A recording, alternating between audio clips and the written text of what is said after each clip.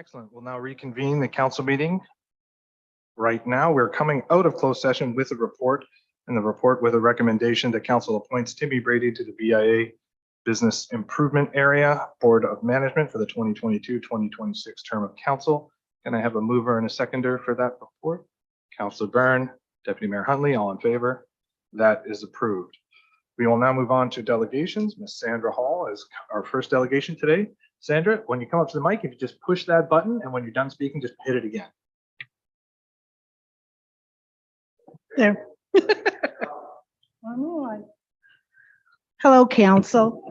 My name is Sandra Hall, and I'm a new trustee volunteer with the St. Paul Cemetery Board located on 1304 Zion Line, and that's just southeast of Millbrook. This burial ground was established in 1818 and represents one of the earliest burial grounds of the Peterborough region. Records indicate that the first burial there was 1819.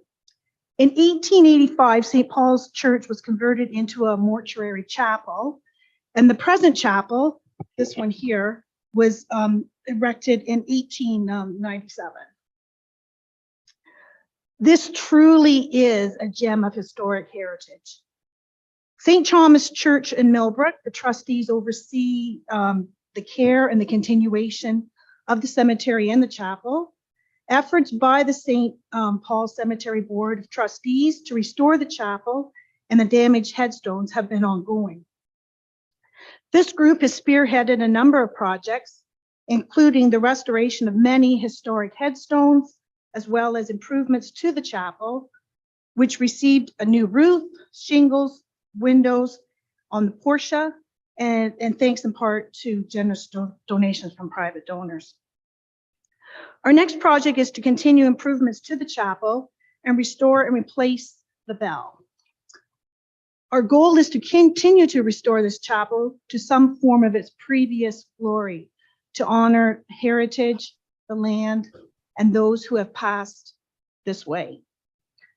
I have obtained 2 quotes from 2 local contractors, one being B&R Jackson and the other one being NS Custom Contracting. So we require assistance to install the chapel bell back into the bell tower. This includes a contractor doing the work required to install the bell, rental of the appropriate lift, and replacement of the structural timbers. Also required is a rebuilding of the overhang to support the chapel bell.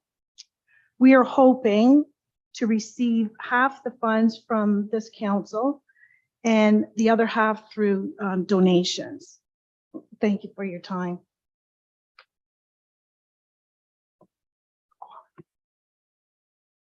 Thank you very much.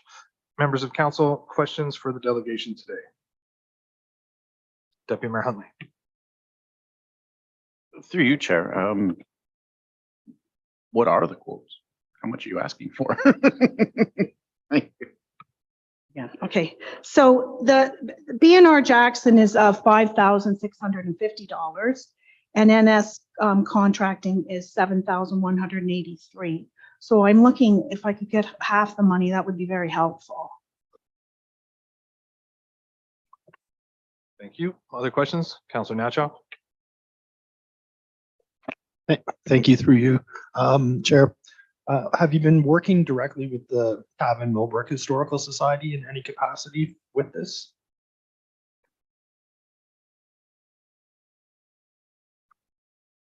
Hard part. I'm new to this committee and I've only been on this committee the last year, but I do know that they have had talks even with Fourth Line Theater about wanting to do some productions or something there. So I don't 100% know their involvement with the Heritage Society.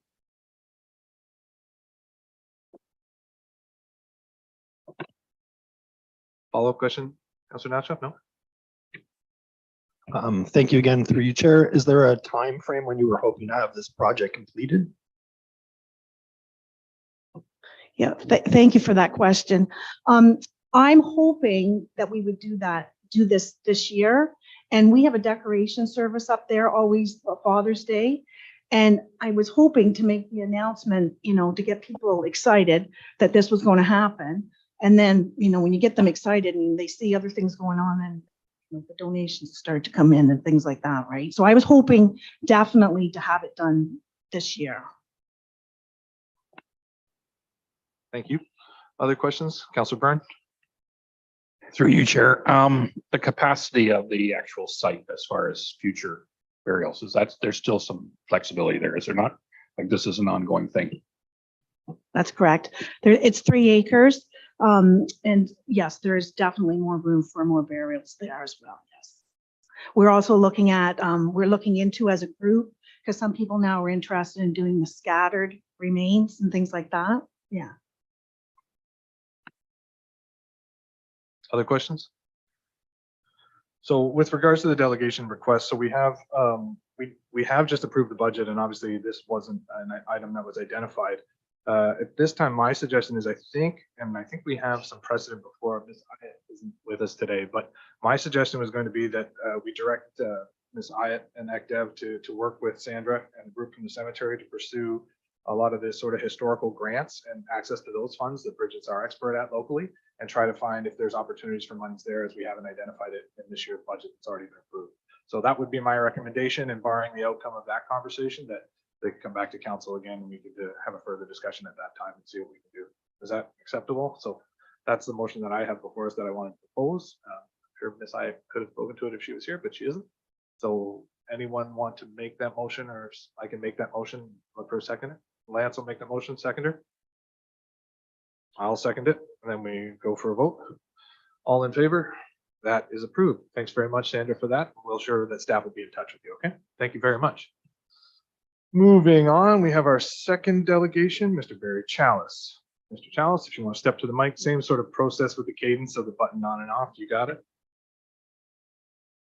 Hello, everyone, and thank you for seeing me today.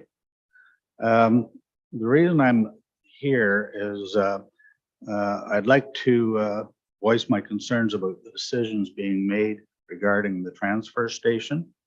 I've lived here a long time, and when I first began dropping my garbage there, we could even take compostable materials like grass clippings, weeds, branches, twigs, etc., that were either burned or bulldozed. That ended many years ago. I'm thinking around maybe the early 90s. Now, if we don't want to wait for spring or fall pickup, we have to drive it to Vinceford Road. You're probably wondering why not compost it yourself. I do compost grass clippings, leaves, vegetable scraps, but I have shrubs and trees on my property that I prune every year. And also I don't like putting weeds into the compost. The brush would be simple enough to burn off, but with the bylaw regarding distance from structures, if wooden fences are considered structures, there's no place on my property that I can maintain the 50-foot distance from my fire pit. I'm sure that I'm not alone in that situation. I would be interested to know whether the decision to stop accepting brush at the transfer station way back then resulted in an increase of calls to the fire department for brush fires and grass fires that year. I would think that they likely did. What was the average cost of the township to deal with those?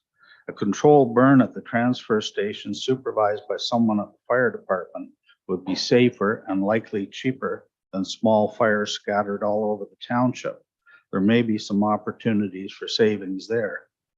Several months before the COVID shutdown, the reuse center was closed. At that time, I was told it was temporary, that it was being renovated and some of the space repurposed, but that it would reopen. Then I believe there was a sign posted during COVID that it was closed because of that, but would be reopening. It appears that the changes are finished, but the reuse center still is not open. There are a few items left outside that people can leave or pick up, but the room itself is not open. What are the plans for that? I believe that if it was reopened and township residents were made aware of the fact, the traffic there would pick up quite a bit. I believe that it serves several useful purposes. It diverted usable items from landfill and saved people money. particularly people with small children. Outdoor summer toys were plentiful and people could exchange toys that their children had become bored with for something else. Now I'm told that if we choose to drop garbage to the transfer station, we have to pay $3 per bag.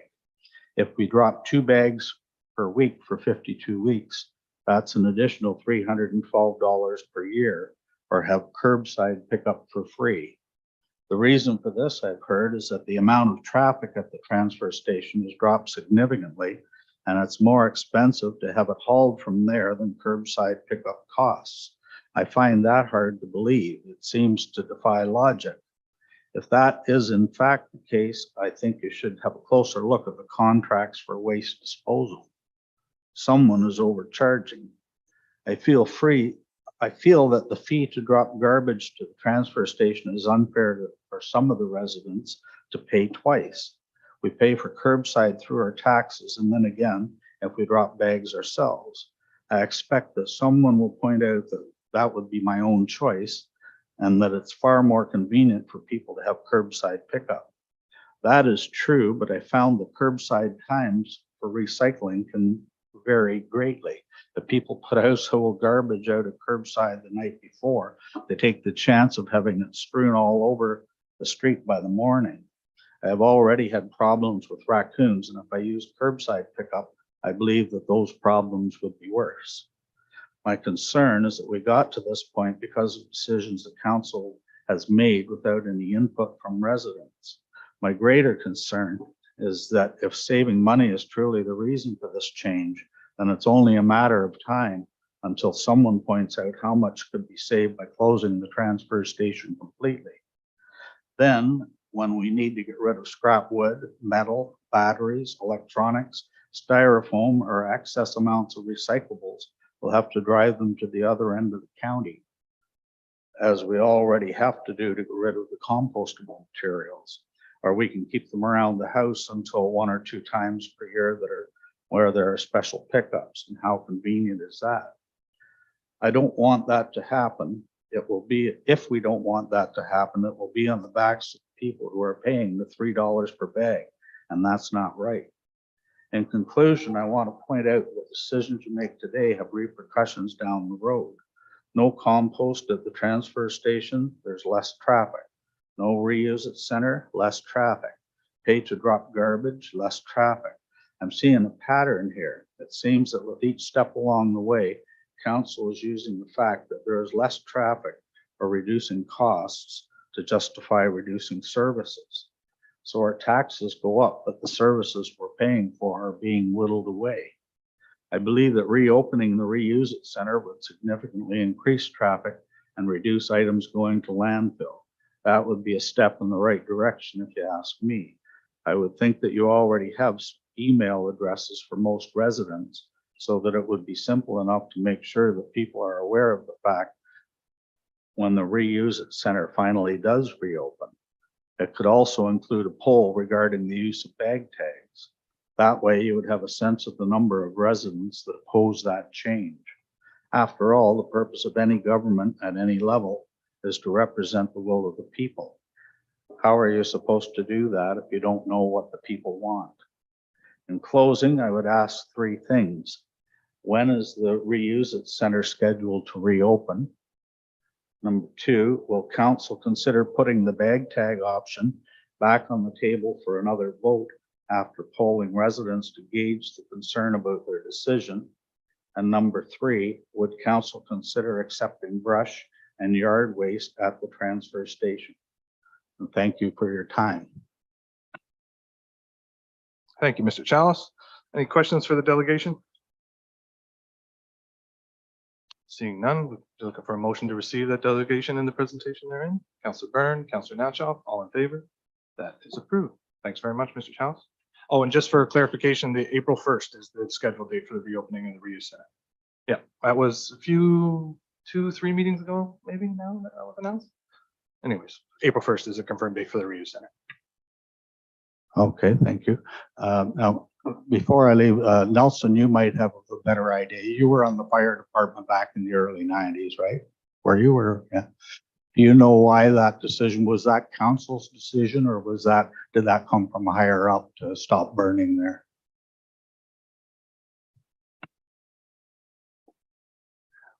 I'm not too sure where that decision came from, to be honest with you.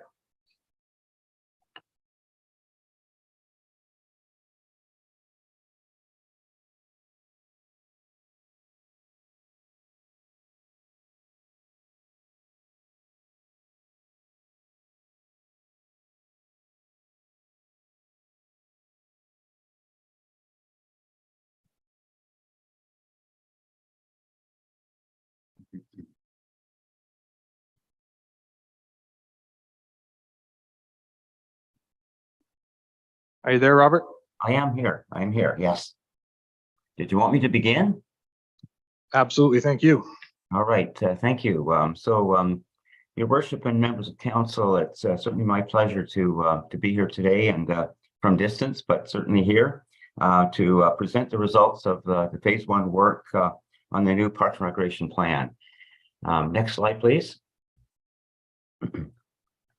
So the purpose of the overall work is to update the 2011 Parks and Recreation Plan. And specifically, the following kinds of things are going to be completed by the time we get to the end of this year. We'll have assessed service delivery, parks and open space, indoor and outdoor facilities, and use of facilities, including the Millbrook Arena, the remaining lands at the new Cabin Monica Community Center, and of course, partnership opportunities. We'll be preparing a map of parks and open space, researching the profile of the community and current demand, applying leisure trends and predicting future demand.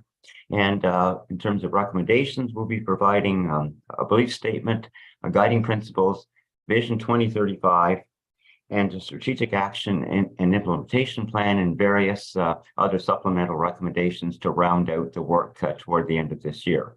Next slide, please. So the background report, which has taken the past year, 2022, we researched the profile of the community, the parks and open space facilities, how open space and leisure services are provided, the facility utilization and trends, and other information impacting demand for services. We engaged the community through user group surveys, a household survey, and dialogue with other stakeholders. And we'll be doing completing additional community engagement in phase 2, which will be happening in this year. The map of parks and open space is in progress, working in partnership with the County of Peterborough, and that is about 3/4 of the way finished. The analysis, findings, and conclusions are complete to date, and we've also taken a closer look at the Millbrook Arena to update its physical condition, requirements to and cost to retain the facility, plus we've gathered public input about options for its future. I provided some input into this process, and Barry Bryan Associates and Kirkland Engineering provided the engineering, electrical, and other analysis of the arena to date. Next slide, please.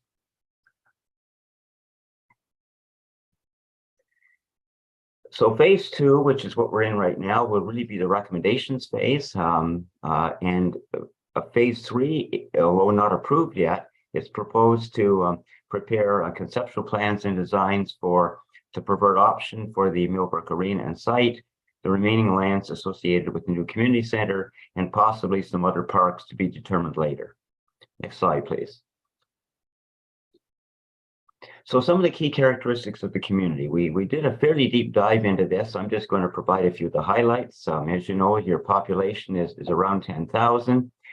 And until recently, your population has been growing pretty slowly, but certainly in the last 5 or more years, it has sped up quite a bit, averaging about 2.7% per year.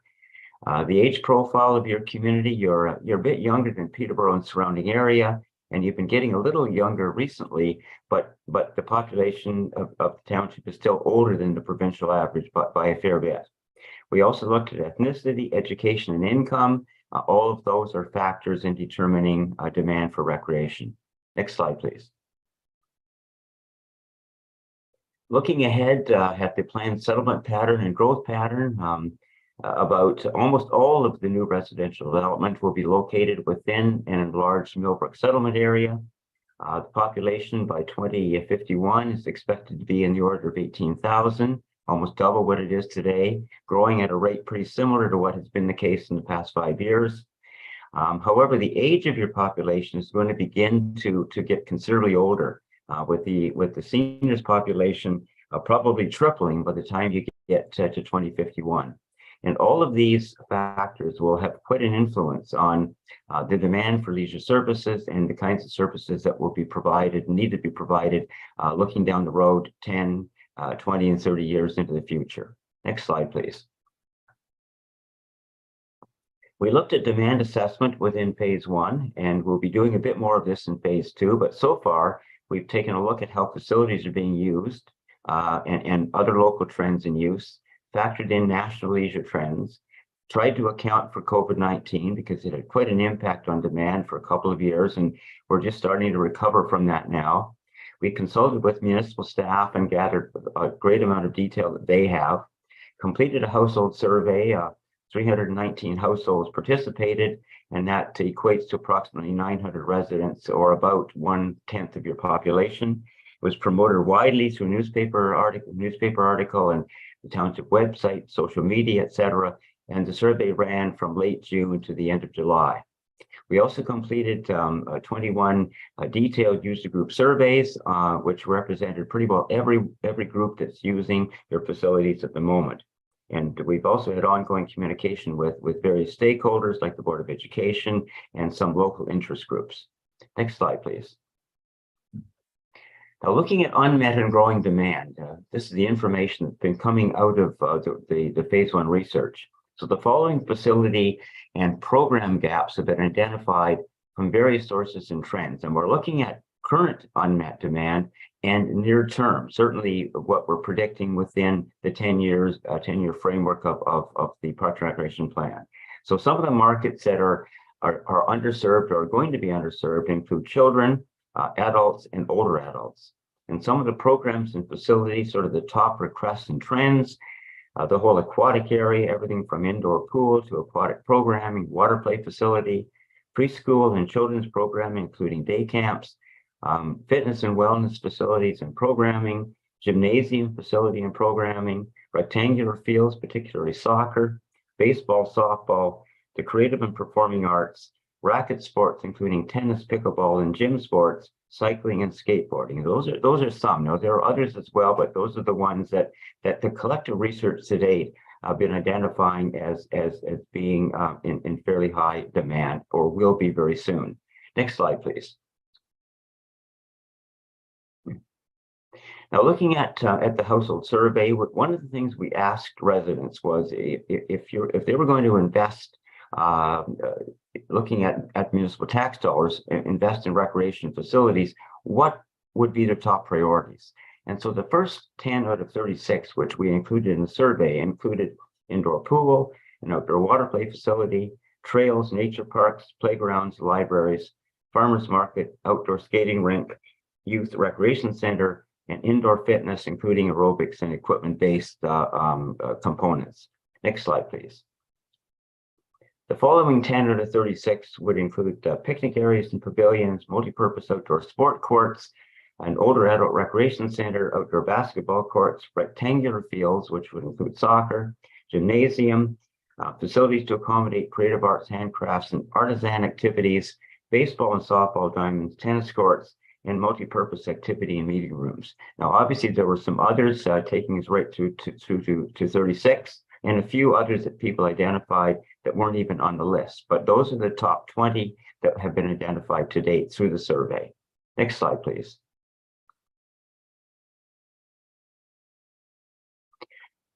When we looked at unmet and growing demand, it was very clear that 63% of the household survey residents, for them, only some of their leisure needs are being met within the township. Only 2.7% reported that all of their needs are being met, and unavailable programs and facilities were the main reasons for going elsewhere.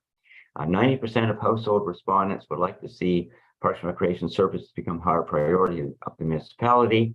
And user groups told us about the facilities that they use and the degree to which they use them, both township and other facilities, the positives and the challenges, and current and future demand. And of course, more will be learned in phase 2 when we reach out to more groups and follow up some of the ones that we met with in phase 1. Next slide, please.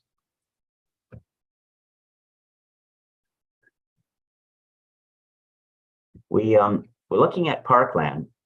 We're recommending 3 different categories because there are many different kinds of parks within the community. And because you have a lot, and will soon also have a lot more natural heritage land, we want to consider that as a category of open space, in addition to community parks, which are more for active recreation and serve the entire community, and neighborhood parks, which are smaller, lower scale development parks that meet your neighborhood needs. Some of the parks that you have are a combination of all 3, such as Old Millbrook School Park, Peace Park, etc. So that there are a number that don't fall clearly into one category and are meeting the needs of sometimes 2 and 3 of these different types of parkland. Next slide, please. So I first of all want to talk about the positive. These are the things we want to build on as we build the plan. So your new community center, fantastic opportunity. Your enhanced leisure service delivery, providing the opportunity to do more things from a staff point of view. Your trail system is also a tremendous opportunity and positive attribute of the community, with opportunities to grow that some more. Next slide, please. The large amount of natural heritage open space, the large amount of community level parkland, although a good deal of it is natural heritage in nature and therefore not suitable for recreational development. And one of the really positive trends is that your new facilities and parkland development are all of high quality. Examples being the new community center, Highlands Park, and the outdoor facilities located at the community center. They've certainly raised the bar for quality of public spaces that we're hoping that the rest of your parks will be able to raise to over the next decade. Next slide, please. Now we're going to look at some of the challenges, and you know, no community is without challenges as we look at and evaluate our parks and recreation systems. And you know, although we want to build on the strengths, we also want to try to attack the challenges or deal with them as we move forward in the plan. So as the township continues to transition from a small population and largely rural municipality, expectations for quality, the quantity and type of facilities and parks and programming will continue to increase, particularly within the Millbrook settlement area, which is becoming more urban by the year. The second challenge is there's a significant deficiency of neighborhood parkland, particularly in Millbrook. Next slide, please. New residential developments are not meeting the widely accepted targets and benchmarks for quality, location, and sometimes configuration of parkland. Now, this is not just something that's happening in your community, it's happening right across the province. So don't feel too concerned about this. It's simply a reality that the land that we're getting through development, through the 5% and higher concentrations through higher density, it's simply not enough to meet the needs of even neighborhood parkland. In addition, there will be a shortage of some types of existing facilities to meet current and future needs. Things like rectangular fields, indoor multipurpose space, an adequate indoor soccer facility, and some adult and older adult scale facilities, particularly looking to the future. Next slide, please. Some types of facilities that are in high demand and growing demand, but not available in the township, not suggesting that all of these be provided by the township, but they've certainly been identified. Facilities like aquatic facilities, gymnasium, fitness facility, various types of racket sports, various adult and older adult facilities, and creative and performing arts venues. Now, to help make that work properly in a community the size of Cavan-Monaghan, it's certainly going to be necessary for some partnerships and shared use agreements with other communities who are in a better position to be able to provide some of these facilities, like indoor aquatic facilities, indoor soccer facility, indoor fitness, things like a pump bike track, major skateboard facility, major indoor and outdoor performance venues. These are the kinds of things, many of which are too large a scale for a community the size of yours. But given that we're within a region that have these facilities in other communities, they're going to have to help out with what the needs are of the Cavan Monaghan community. So that's what we're keeping in mind as we look at this, trying to look beyond Cavan Monaghan to what else is available in the region that can be accessed by your residents. Next slide, please. Except for Highlands, Cedar Valley, and the developed portion of the Cavan Monaghan Community Center, other parks and most facilities would greatly benefit from improvement to meet today's accessibility standards and increasing expectations for quality and usability. Although there's a good deal of community level parkland, not enough of it is tableland, and that's the type of land and the size of land that would accommodate current and future community scale outdoor and indoor sport and other facilities. So think about Maple Leaf Park as an example of that type of park that can accommodate outdoor sports facilities of a high level. Next slide, please. The ability of the municipality to acquire sufficient parkland through development and redevelopment and to finance parks and recreation services has been greatly diminished by changes to the Ontario Planning Act as a result of Bill 23. These changes may impact smaller and rural communities the most. And for that and other reasons, there are a few policies and planning tools that the municipality may want to either strengthen or adopt. Some of these will be provided in the Parks and Recreation Plan. Next slide, please. Now let's look at some of the opportunities. There are certainly more opportunities for partnerships and strategic alliances. You can't do it all on your own, and you want to leverage the resources that you have to try to get more out of them by working with others. There may be some potential for federal and provincial grants. There's the potential to improve the quality and distribution of parkland that's dedicated to the municipality. And there's a lot of potential in the remaining lands at the Cavan Monaghan Community Center. We just don't know yet what is the best use of them, and that will certainly be determined in phase 2. Next slide, please. There are opportunities to augment parkland in built up and developing neighborhoods through partnerships, conversion of municipal properties into parkland, conversion of some community level parkland into neighborhood parkland, etc. So there are some solutions to the neighborhood parkland deficiency situation. There's considerable natural heritage open space land throughout the township and potential trail linkages and corridors that can be added and created. That will provide the opportunity for more trails, outdoor education, and nature appreciation and picnic areas throughout the township. Next slide, please. Now, the Millbrook Arena and site also provides an opportunity. The recent engineering and other studies have reported that at least $5.25 million is going to be required to maintain this 72-year-old facility in a safe and accessible but status quo state for another 25 years with limited opportunity for additional uses. In the household survey, we asked respondents about their degree of support for the following options for the arena and the property.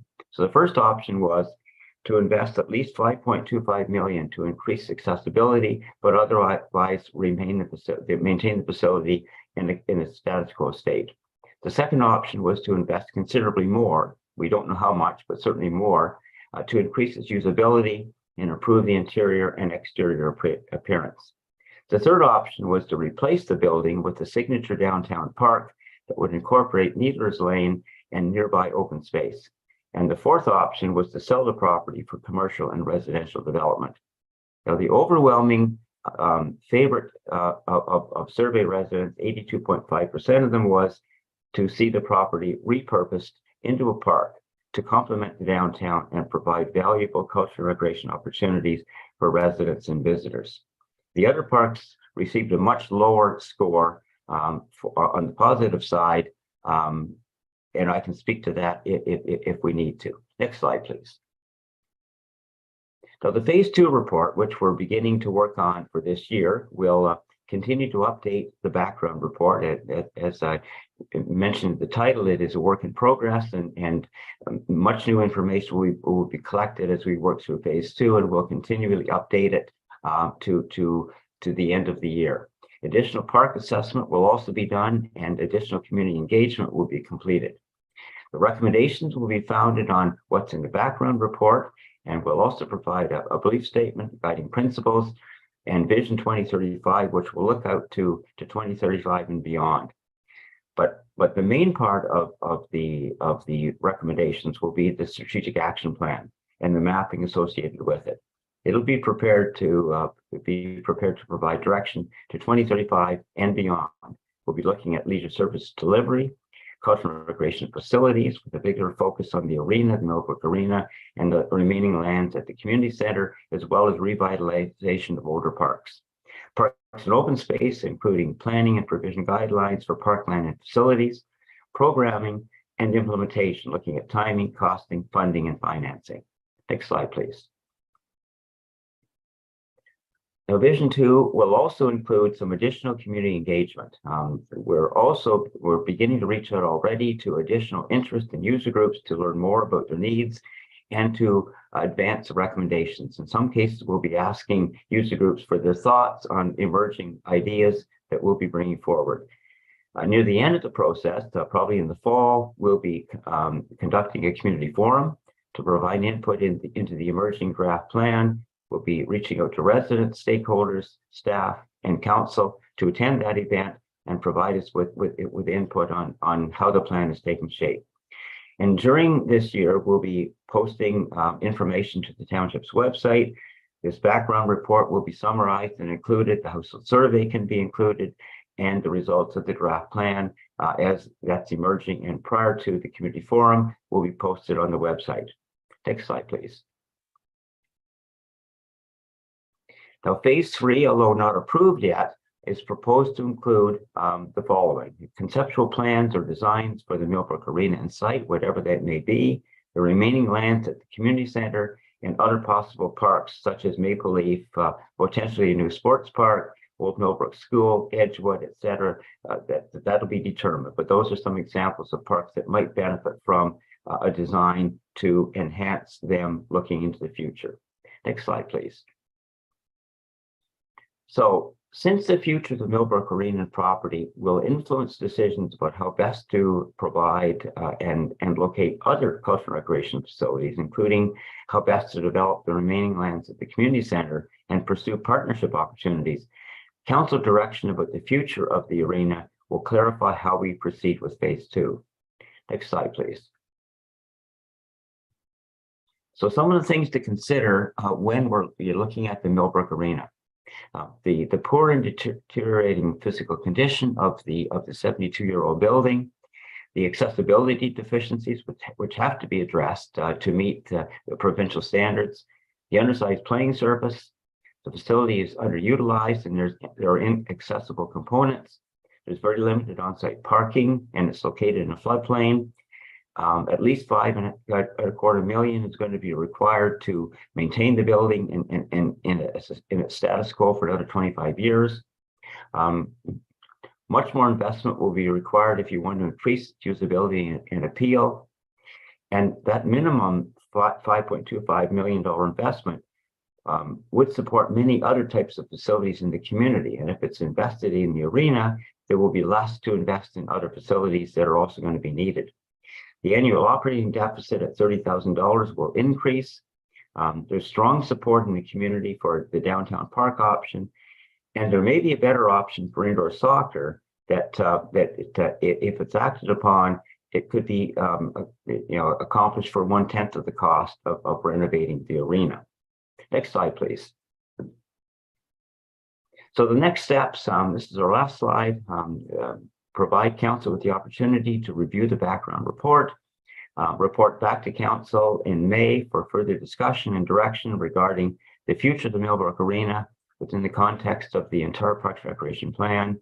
The direction provided by council at that time will determine how the Parks Recreation Plan will take shape, especially how the remaining lands at the Captain Monaghan Community Center will be utilized, but also the resources that will be then available to invest in other facilities and parks. So that ends my presentation. I thank you for listening, and I look forward to working with you to develop the recommendations for the rest of the plan in phase 2, taking us through the end of this year. Thank you very much. Thank you for that presentation, Robert. We'll open up for members of council to ask questions with regards to the phase one presentation that's before us today. Councilor Byrne. Through you, Chair, the survey of 319 homes, I'm guessing that was June of what year? 2020 or 2021 that it was done?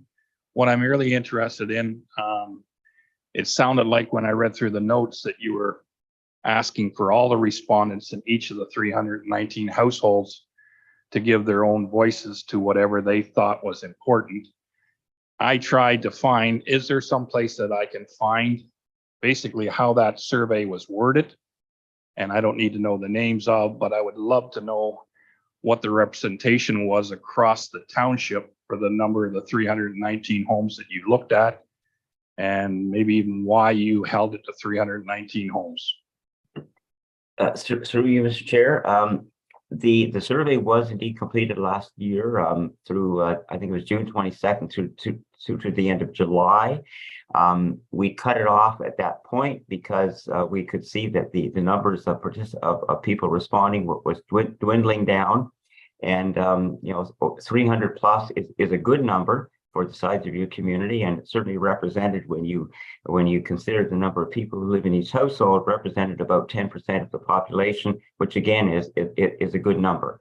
Within the survey, and that report is available.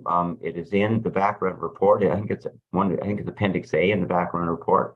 So you can see the questions as they were included and all of the answers to them, including the response from different areas of the community. We went by the old ward framework because that's what people we thought could identify with, and you can see the number of people who participated responded from each one of the wards. Thank you, Robert. Other questions? Deputy Mayor Huntley. Through you, Chair, to Mr. Lockhart. I know, once upon a time, if you had a soccer field, a baseball diamond, and a hockey rink, your community was pretty satisfied. But as we grow and there's a lot more diversity and a lot more change in the population, and now there's a lot more demand for various recreational activities. I guess my question comes, like, where does a municipality's responsibility tend to fade out and commercial opportunities start to fade in? If I start to look at things like gymnasiums or racquetball courts and things like that, I mean, there's lots of private entities out there providing services. And I guess my question is, like, where does municipality sit in the requirement to provide it versus, it's good that we do provide it? Hopefully you can give me a little insight on that one. Sure. Through you, Mr. Chair. That varies dramatically by community. Some communities, and depending on the priority they place in certain kinds of facilities, some small communities provide a swimming pool, for example. Others, they wait till they reach 25 or 35,000 before they find themselves able to provide such a facility.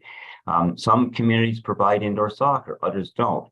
Some provide fitness facilities, others don't. It depends entirely, and there's no rhyme or reason to this. I mean, I can show you small communities, smaller than yours even, that have a fitness facility, for example, and others that don't. So it really depends on the priorities of your community, what's going on in your region. Are you isolated to the point where your community is the only community and therefore there's a higher priority to provide certain facilities? Or are you within a region where there are other higher end facilities available, which is the case in Cavan Monaghan? Peterborough was not that far away. I think many of your residents consider it to be within certainly the shopping watershed of where they would go and travel back and forth quite a lot to Peterborough and also down to the lakeshore communities. So some of the facilities that are on the want list by the community are likely going to be able to be provided by nearby communities. The private sector can also get involved where there's a market, but sometimes there isn't. So gymnasiums, for example, you might find those in a YMCA, but you may or may not find them in a community center. School gymnasiums are becoming very difficult to access and to program on a regular basis.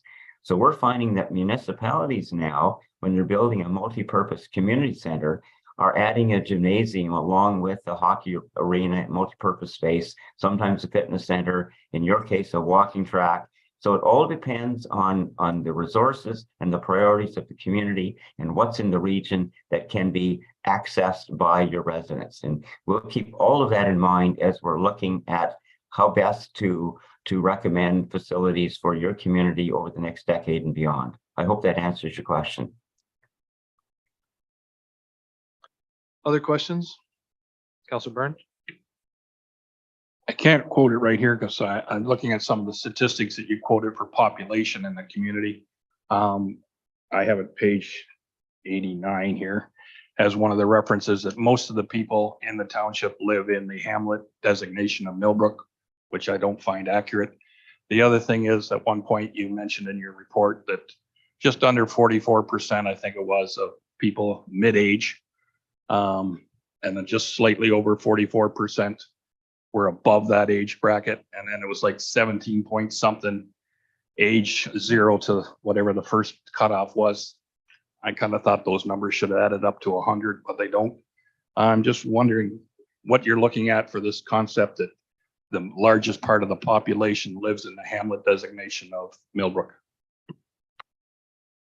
I don't have the exact numbers as well, and we'd have to defer to planning. They may have it. Certainly in the statistics that I have, I don't have an exact breakdown, but if I'm incorrect in that, I stand to be corrected. I assumed that the Millbrook community, particularly as it's being defined with larger boundaries, would hold hold the majority of the population. But if that's not right, currently I will make that adjustment in the background report. But certainly as we move to the future, the Millbrook settlement area will accommodate a larger percentage of the population than any other part of the township. So correct me if I'm wrong on that. I'd be happy to make that change. Thank you. I had a couple questions, Robert. Maybe I'll sneak one in while everyone else is getting their next one lined up. One of the bullet points in your slide suggests that there might be potential to improve the quality and distribution of parkland that is dedicated to the municipality. I don't really understand. That seems inconsistent with some of the other phraseology that you have pertaining to some of the policies and the legislative changes in the municipality. So I was wondering if you could maybe clarify what you're insinuating by that. What is that potential to improve the quality and distribution? Okay, there are two ways to deal with development. I'm really generalizing here. One of them is to wait for the developer to come to you with a plan of subdivision that states how they would like to see the land use organized.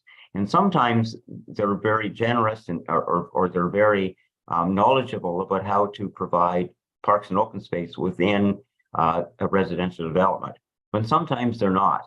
And they sometimes provide you with a very poor park in a very poor location, or a series of parks in poor locations, or they may be pretty poor shapes, not very useful. And it's more difficult to move the developer to make changes to provide a better distribution and maybe a larger amount of parkland than it would be if the municipality had a secondary plan in place that provided some guidance to the developer that said, this is what the municipality would like to see. And in addition, some municipalities have a parkland dedication bylaw or something that's named similar to that provides the developer with what the township's expectations are for parkland, type, size, location, etc. So that when they put their plan of subdivision together, they try to follow that guide rather than coming in with what they would like to see. And in today's world, where it's becoming more difficult for municipalities to influence the development process, particularly after Bill 23, the more proactive a council is in setting their own goals and objectives, the greater the chances are for you to get a better quality plan of subdivision when it comes forward. So it's all a matter of where you put the horse in the cart. And, it would be really great if municipalities are able to be a bit more proactive. Some are, many aren't. And so that's what I'm thinking about here. And one of the things that I'm going to be able to provide within phase 2 of the plan are some planning and provision guidelines for parks and open space that could also go into your official plan when it gets redone, and also will be with the cornerstone of the Parks and Recreation plan, that will identify what the township would like to see in a parks and open space system that hopefully will influence the development industry when they're bringing forward the new plan of subdivision for an area that's yet to be developed. So that's the goal there. It's a matter of just trying to guide rather than react. And the more that you can do that, the more I believe you have a better chance of getting the best possible parks and open space system that you can.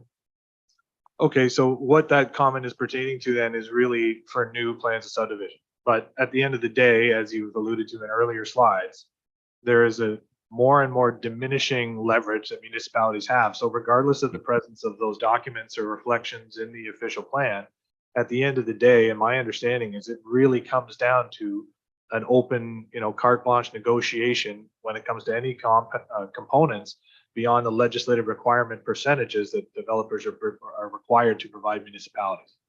So it's a nice idea that maybe being better organized might help with the quality of the output. So I understand it from a quality standpoint, but from a distribution standpoint or the volume standpoint, it certainly seems to be a more and more challenging circumstance for municipalities, regardless of the homework that they do.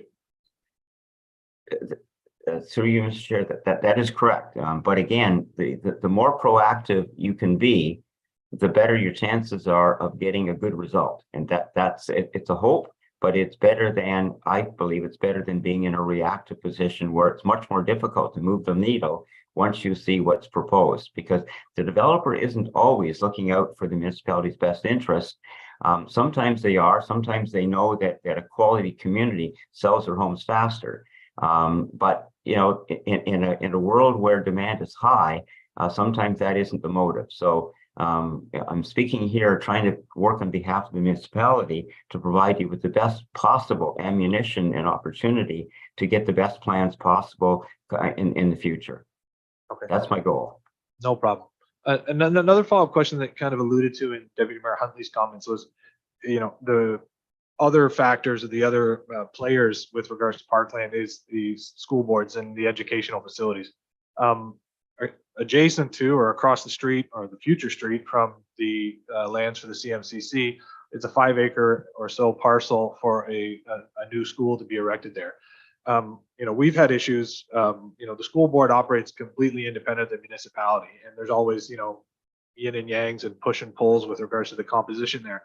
But with the inability to know what components that are going to be in that future educational facility, like how can is there any suggestions or best practices that you would have as to working with school boards that are in high growth areas where there's going to be new facilities erected in the not too distant future that, are obviously going to be somewhat assets to the recreation assets in the community? Is there any sort of suggestions you might have for those sorts of conversations or working with school boards to make sure or try to work together to incorporate, rather than creating, for instance, 2 tennis courts or 2 basketball courts or things like that? You'd hate to have too much of one inventory when there's opportunities to, try to address several of the needs rather than just one. Certainly through you, Mr. Chair. The Parks and Recreation Plan will lay out the objectives of the municipality in terms of facilities within certain parts of the community. So let's take that neighborhood, for example. When we look at what the neighborhood parkland opportunities are, and I think we can create additional ones to the ones that you already have, we can talk about that later, but there is an opportunity to do that. Within those parks, we'll be able to identify the types of facilities that would be appropriate for them. So hopefully the school board would then, when they're thinking about how they're going to develop their property, would not duplicate what is being provided within the nearby neighborhood. So in this case, the municipality is going to be leading and the school board is going to be following. In addition, you might be able to sit down with the school board and talk to them at the time before they actually develop that property and say, in addition to the things that they would like to do, how about this and this? And I've seen some communities enter into a partnership with the school board at that very point and say, well, if you're going to provide a certain level of playground, if we added $10,000 to it, would you provide a better playground? Or if you're going to provide a certain kind of facility, maybe it's an outdoor playing field that's only a certain size and there's not room to make it bigger. If the municipality partnered, we might be able to provide a larger one. And so both entities end up with a better facility by leveraging each other's resources that are brought to the table, which also then reduces the need for the municipality to acquire more land to put a soccer field on, for example. So I'm just talking out loud here, just guessing. I don't have no idea what could be negotiated, but those are possibilities that I've seen happen in other communities where you can speak with the school board before they're making their decisions, when they're still at the stage of, we're not sure what we're going to put in our yard, our schoolyard. So that's all I'm thinking about here. And yes, there are the opportunities to do it. In areas of the community where you're really short on neighborhood parkland, I would even go so far as to try to speak with the school board about developing their schoolyard better with the help of the municipality to create a park-like setting, which is better than what the school is providing. So instead of providing another park, you work with the school board to work with on their land to provide a neighborhood park-like setting that is better for the community and the school. And again, those examples exist in other communities, and it's even within Peterborough. So there's a precedent set already with at least the public school board to have those negotiations. So that's the kind of thing that I'm thinking about here, trying to leverage every dollar you've got to get $2 or $3 out of it to the benefit of everybody. And that's what I'll be trying to do as I work with staff and all of you as members of council as we move forward with this plan. Very good. Thank you, Robert. Councillor Natchoff? Thank you through you, Chair, to Mr. Lockhart. You just mentioned an example of that being in Peterborough. Could you actually give me the specifics so that we could have an idea of what you're talking about?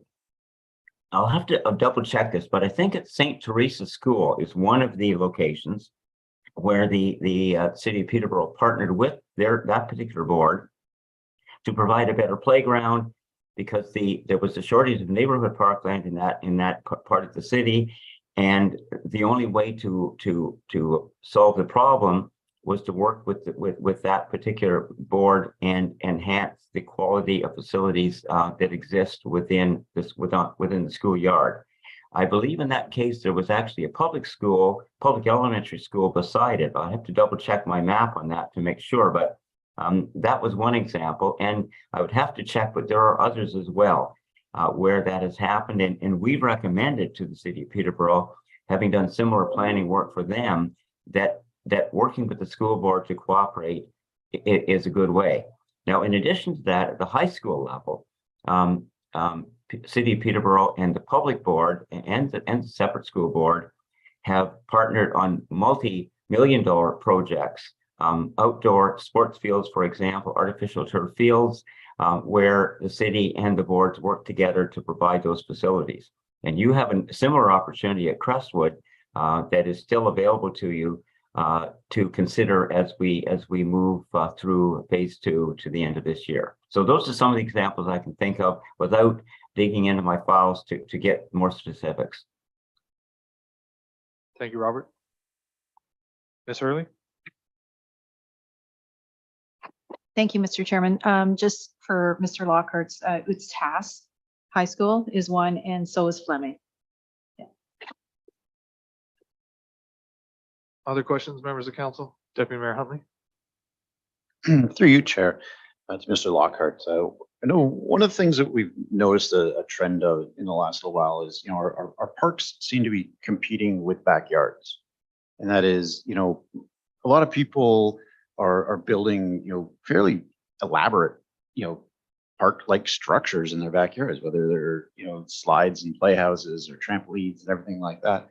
Do you see that as a trend of, our parks are inefficient and the people are doing that for their own, or are you seeing it, or did you comment more that it's, a change in, our society and not letting, our kids run feral, and keeping them a lot closer to home? Because it seems like, I'm concerned that we invest a lot of money into a park, yet right next door, the neighbor has built something of their own and their kids never cross the fence and go into the park. They stay at home in their backyards. Like, how do we deal with that sort of competition? Through you, Mr. Chair, that's a tough one to answer directly. It depends on the individual, and not everyone can afford to provide those facilities in their backyard, nor do they have a backyard large enough, or maybe they don't even have a backyard. If they live in an apartment building, they certainly don't have that. So density is going to be increasing as we move forward, as per the provincial planning guidelines. So to say that we shouldn't be building neighborhood parks because residents are going to provide that in their own backyard, it's probably less likely going forward than it has been in the past. And one of the things we need to consider is what quality are our neighborhood parks? And in many cases, and I'm not speaking specifically about Cavan Monaghan, but in many cases, the quality of neighborhood parks has not been very good in many communities, and they have not been a very attractive place. And we heard quite loudly over the last couple of years from communities during the period of COVID-19, when people could not go as far from their home as they used to be able to. They discovered their neighborhood park. They hadn't noticed it before because they hadn't needed it. And what they found was a park that was wanting. And they began complaining to their local councillors about the poor quality of their park, or the lack of facilities in it, or dangerous facilities or broken facilities. And what it did was it put a spotlight on them and said, this is a forgotten resource in our community. So it sort of cuts both ways. It could be the community reacting to the lack of facilities or poor quality facilities and taking it upon themselves to provide something. It could be the safety issue. It could be the fact that a particular family has the resources to do it and they just do it. There's a whole lot of reasons for it, but I wouldn't want to see it as a reason for not providing good neighborhood parkland going forward, because I think it's going to become more important rather than less important, especially as density is increased. Your local park is going to become a very important resource if you don't have a backyard to play in as well. So that's my take on it. Thank you. Other questions, members of council? Councilor Byrne? Through the chair, you mentioned today about one of the complaints with the old arena being too small a playing surface. What format were you regarding in that concept? And you also mentioned about the idea that there's potential for other indoor soccer. I'm kind of missing something there. Okay. Through you, Mr. Chair. Your arena, I believe, I think I remember the statistic, I think it's 75 by 175. I think that's the size of it. A typical arena is 100 by 200 or pretty close to it. I'm not sure what your new community center size is, but it's probably at least 100 by 180, probably, or 85 by 100. There are various numbers that are NHL size, but they're certainly larger than the one that you have in the old Millbrook Arena. And your second question was, sorry, the second part of your question? You alluded to the fact there was potential for other indoor soccer venues in our township, and I'm Certainly not seeing that. Certainly, there is a tremendous opportunity. In fact, in speaking with the public school board and looking at Crestwood, there's a proposal that the board has and has presented already to your former council at around this time last year. They would like to turn the natural turf field, which is not a very good one at Crestwood right now, into an artificial turf field, put a running track around it, a 4-lane running track around it, and put a air-supported structure over the facility that would be there year-round. They can't move forward without a partner to help them with the financing of it, because it's an expensive enterprise. And so the proposal at the time was that the township provide them with a contribution. I believe it was $500,000 toward the development of it. And in return, the township would then have access to that facility as needed for any number of indoor sporting activities. A field of that size would accommodate 3 indoor soccer facilities, 100 by 200 in size, which is the typical size of an indoor soccer facility. Not that you would need three, but if you put nets across the field, crossways in the wintertime, you could have three indoor soccer facilities. So that is 3 times as much as you have right now at 1/10 the cost of renovating your current arena, the old Millbrook Arena. So that was what I was alluding to, at 1/10 the cost. That proposal is still on the table. And I've been in contact with the staff that's the superintendent that is in fact spearheading that project, and let her know that the township that we're doing a Parks and Recreation plan, and that some further discussion is likely to be had. The city of Peterborough is also very interested in that proposal, and there's a possibility for a 3-way partnership, possibly even with indoor tennis associated with it. So there are a number of things that are cooking around that particular proposal, and it's one that is there to be looked at, and it's a partnership opportunity to be considered. Follow-up, Councilor Byrne? On the note about the playing surface, then it becomes redundant because there's no plans whatsoever to ever use that as a hockey rink again. So that format of that footprint, and I understand that back in the day, the average rink size was smaller than it is today, but it doesn't really pertain to what we're doing today with indoor lacrosse and indoor soccer and the large requests I see coming forward from people that want to have that accessibility. If that plan for Crestwood or whatever did move forward, that's a ways down the road. We have the facility now. The other thing is I have no idea what the cost is going to be for that. I haven't looked at those numbers, and I'm just going by what you say, this concept of 1/10. I look at the budget you've come up with for the possible demolition or extinction of the old arena, because the cost moving forward, it keeps getting thrown at me, 5.2, but that includes a large contingency of almost $1 million for expecting prices to go up. Am I fair to assess that that same kind of allowance is put into the Crestwood program, that there's a large number on that factored in that's going to be, the prices are all going to go up on everything? And on that note, and I know it's kind of long-winded, but with all your involvement back and forth doing similar studies for the city of Peterborough, I know in my lifetime, Fleming College bulldozed in their indoor pool, which was a lovely pool. Tallwood Plaza the towers up there, they had a large in-ground pool indoor that they quit using a long time ago. I understood from both of those programs the cost and the usage, even though they were beautiful pools, but they were both in a high density area and they both went to extinction. So I'm just looking at these things and trying to figure out what works and what doesn't work. Through you, Mr. Chair, if I could just respond briefly, and there certainly will be more discussion on this as we move forward in phase 2. But the proposal with the school board, the exact numbers could change. I don't know for sure. We've spoken really in high level generalities. All I know is the proposal that was put forward at this time last year at 500,000, which would be the municipal contribution toward a much larger budget facility. I don't know what the total budget is. Those are things that would have to be talked about. I'm sure inflation is factoring in there.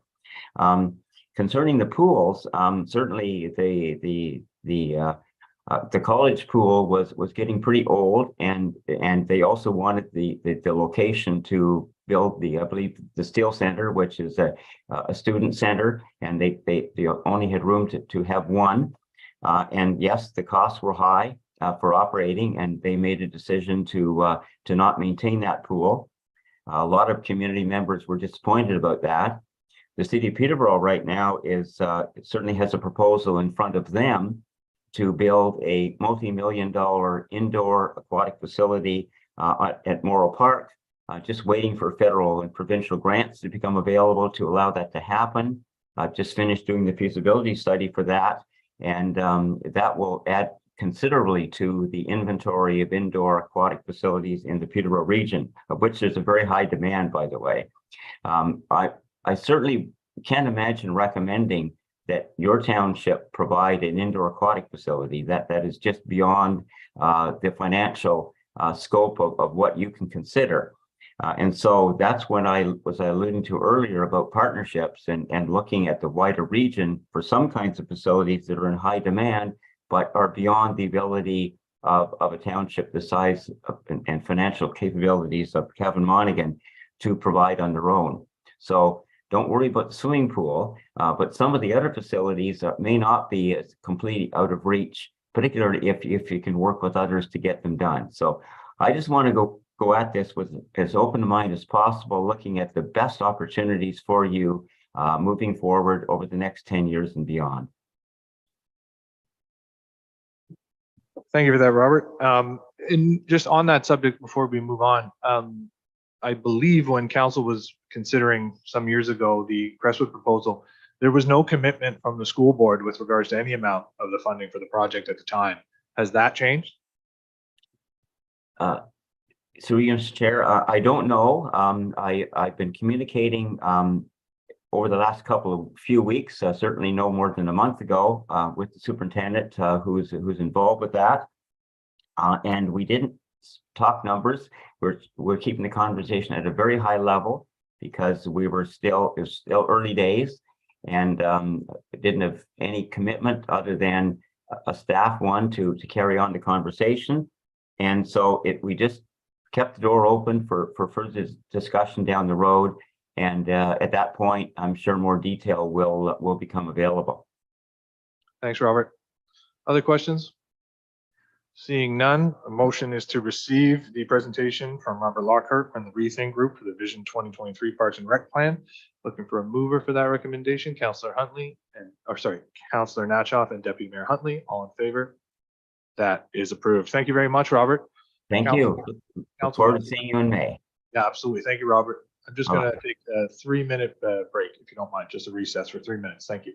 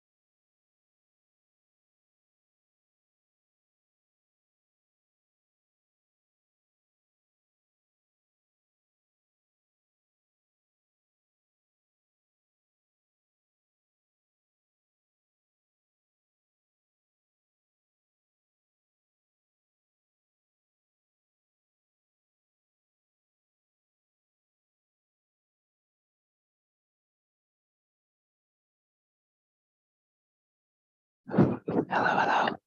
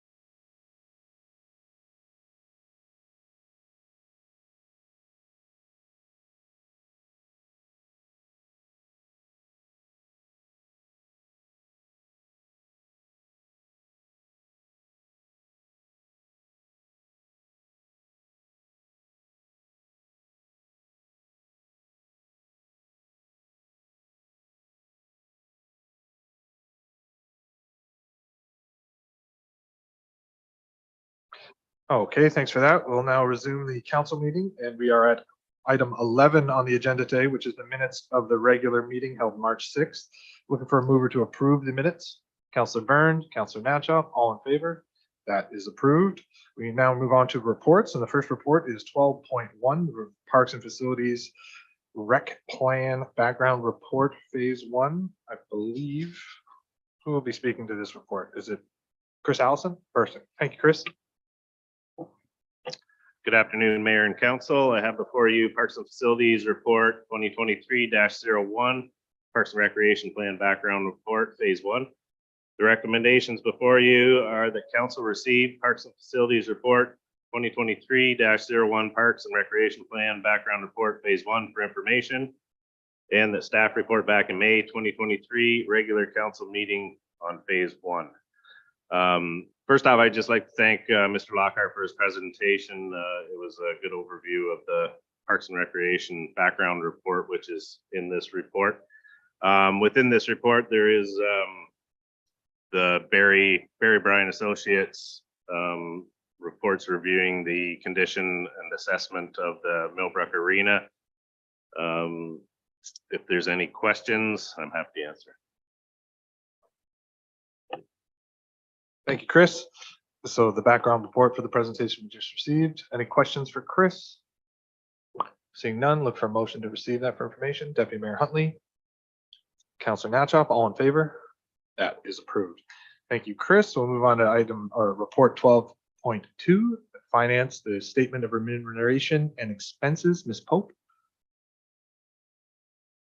Thank you. Through you to council, I have the annual report as per the Municipal Act on the statement of remuneration and expenses for all of council. I'm here for any questions.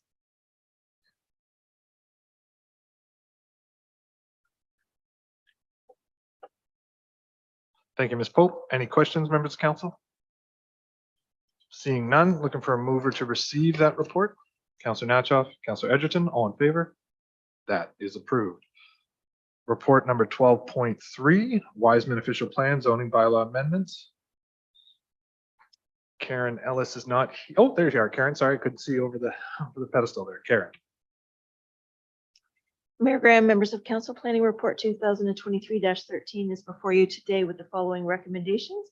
Firstly, that council approve bylaw number 2023-14 to adopt official plan amendment number 12 to the Township of Cavan Monaghan official plan. That council authorize the submission of the adopted official plan amendment to Peterborough County for review and approval. And thirdly, that council approve bylaw number 2023-15, a zoning bylaw amendment to implement the policies of official plan amendment number 12 as presented. Just in terms of further information, since we've held the public meeting, additional environmental information was submitted and reviewed by the Conservation Authority. The revised information did not 100% satisfy our concerns. So since the public meeting, the zoning bylaw has been amended slightly to include a holding provision. That holding provision can be satisfied when detailed information is provided at closer to the time of the building permit. That holding provision does satisfy the concerns of the Conservation Authority. And secondly, just for your information, Ministry of Transportation staff reevaluated the requirement for the mutual entrance on Tapley Quarter Line, and that requirement has been dropped. Thank you, Ms. Ellis, but nothing preventing the request moving forward to the county for a review at this point, correct? Through you, Mayor Graham, to members of council, there's nothing, staff are satisfied that the official plan amendment does conform to the policy framework in place at this point in time. The proposed zoning bylaw amendment with the holding provision does satisfy the requirements of our official plan and the provincial policies. So we are satisfied that we can move forward with these applications. And once the official plan amendment is approved by this council, it will be forwarded to Peterborough County. And then during that time when the county is reviewing it, we will submit our comments to Peterborough County Land Division on the associated severance application. Excellent. Thank you very much. Questions, members of council? Seeing none, we'll look for a mover for in the motions in the report or recommendations of the report. Councilor Byrne, Deputy Mayor Huntley, all in favor? That is approved. Thank you very much, Ms. Ellis. Mr. Hancock, 12.4, Public Works Sidewalk Plow Tender. Mr. Hancock. Thank you, Mr. Mayor. Through you to council, recommendation before you is that council reject all tenders for TPW 23-01 for the sidewalk plow. Just as a comment on this, we did obtain legal advice on this to indicate that the tenders did not meet the tender specifications. So we are requesting council's approval to reject, and we will proceed with retendering. Thank you, Mr. Hancock. Questions, members of council? Seeing none, look for a mover for the recommendation before us.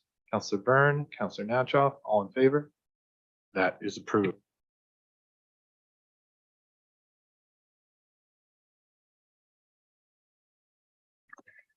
Thank you, Mr. Mayor. Through you to council, this recommendation is three parts. It's regarding the tender TPW-23-03 for the grader. Recommendation number one is that council award the grader tender TPW-23-03 to Toromont Industries Caterpillar at the lowest tender amount of $569,509 with HST $74,036.17 for a total amount of $643,545.17. After the municipal HST rebate, the net purchase price for the grader is $589,732.11. Staff are requesting the additional cost of $29,732.11 in excess of the $560,000 approved in the capital budget to be borrowed from the asset replacement reserve and recovered in the 2024 budget as a pre-approval through the 2024 property taxes. And recommendation number 2, that council approve the purchase of 6 provisional items, which are 1, the Craig 301 RM series masked wing. Number 2, the Craig 1072 series one-way plow. Number 3, the Raglan tire gravel packer. The next is the rear mounted scarifier and ripper for the additional amount of $121,480 with HST in the amount of $15,762.40 for a total amount of $137,272.40. After the municipal HST rebate, the net price for the provisional items combined is $123,618.04. Staff are requesting the provisional items of the 123,618.04 to be purchased with the grader in 2023 with funds borrowed from the asset replacement reserve and recovered in the 2024 budget as a pre-approval through the 2024 property tax rates. And number 3 recommendation is that the existing grader 31-10 be declared surplus and sold under the tangible capital asset policy disposal subsection, disposal of real property and tangible capital assets. And just as a couple of comments on which are covered in the report, we did receive 2 bids on this. 2 bids were quite close. Tormont Cat, of course, is the lowest of the 2. Brandt Tractor was number 2. As some council are aware, we did at one point have 2 graders at our works depot. We have last year we did reduce it to 1 grader and did offer through Gov Deals the Volvo grader. That was a 2008. So we did reduce the amount of equipment by 1 grader. The amount we received for the grader was just over $65,000. In this budget, as you will note, there is $100,000 allowed for the John Deere 2010 tractor as a recoverable. That is related to what we believe we can get through Gov Deals on the sale of the piece of equipment if declared surplus. And number 3, just on the budget number, we did receive a quote from one of the suppliers last summer. Our budget number was based on that. It was budgeted over 2 years, 2021 and 2022. We knew it would be a large dollar amount. We didn't expect it to be this amount, but the budget number we had received had included most of the attachments and was within the budget we did have. But at this point in time, the suppliers are saying the equipment is increasing significantly. The attachments are usually tendered separately, and we are faced with a significant over budget request to be included in 2024. So just as some background, staff have been working very hard with suppliers to try and qualify and quantify budget numbers. It's not a case that we're trying to pick these out of the air. We do go to the suppliers and we do seek out numbers before we go to our budget deliberations. So just as a little bit of background on this, we are seeking approval for these over expenditures. Thank you, Mr. Hancock. Members of council, questions for Wayne with regards to the tender? Councilor Byrne. Through the chair, do you anticipate a supply chain problem on the grader that we experienced before on other equipment? And I know there's some side discussions on this as far as I was concerned. with the possibility of rather than selling that grader off that we know exactly about. And I was informed here earlier that the possibility of upgrading it to do road allowance clearance seems to be prohibitive. I'm not really sure because I don't know the whole numbers, but I do look at the situation of our road allowances being in a sad state of affairs. I'd much rather see money spent to clear 5 or 6 feet of ditch every time that something goes by, whatever equipment we choose to use, than 1.5 feet or less because we have to drive on the road and the mower only protrudes in a short distance. Through Mr. Mayor to Councillor Byrne, just on the issue of the supply, we have been advised by the low tender that the grader will be available by September of this year. So we have confirmed that, and they say it will be. So in this particular case, with production as it is, he is confirming that it will be available. That's the best I have on supply. In the issue of keeping equipment, retrofitting them, on this John Deere grader, it is a 2010. We believe it will be experience periods of, engine repair work. It has a number of attachments that would be sold with it. Retrofitting it for bush, I guess, roadside cutting, as we might call it, or brushing. I've seen it used in other areas. It's not common. We had looked as a department that we might look at a different piece of equipment for roadside mowing. We had at one point looked at a piece of equipment that was specific to that roadside mowing, but the retrofit, I think, will be expensive on a grader to try and do something with it to keep it. When we have the possibility of receiving $100,000 in budget dollars, I don't really see that it's practical to retrofit and try and keep it for reuse on roadside mowing. That would be my comment at this point in time. Follow up, Councillor Byrne. Would you have any guesstimate of what that other piece of equipment that you referenced? And I'm not sure if you're thinking something along the lines of actually being able to cut brush. I was thinking more along the lines of steady maintenance in this township moving forward on a probably twice annually type basis, where we try to get the road allowances cleared back to increase the visibility as a safety factor for most of the residents, rather than trying to cut down the trees and shrubs that have grown up over the last 20, 30 years. Through Mr. Mayor to Councillor Byrne, well, first of all, we do some roadside maintenance as part of our roadside excavator, I guess it's called. It actually has been doing some work on Zion Line presently. It is a piece of equipment we presently use.